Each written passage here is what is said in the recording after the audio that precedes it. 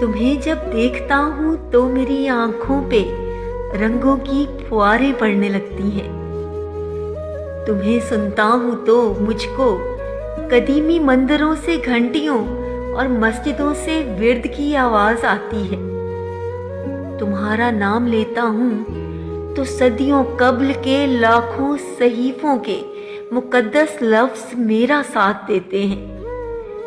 तुम्हें छू लूं तो दुनिया भर के रेशम का मुलायमपन मेरी पोरों को आकर गुदगुदाता है। तुम्हें अगर चूम लूं तो मेरे होंठों पर अलोही आसमानी नाचशीदा जायके यूं फैल जाते हैं कि उसके बाद मुझको शहद भी फीका सा लगता है।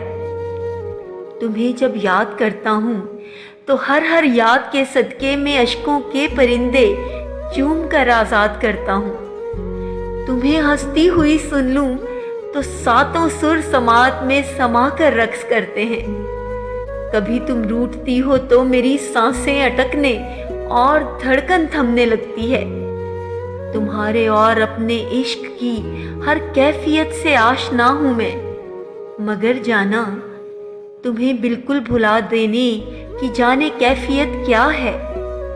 मुझे महसूस होता है कि मर्गे ज़ात के एहसास से भर जाऊंगा फौरन।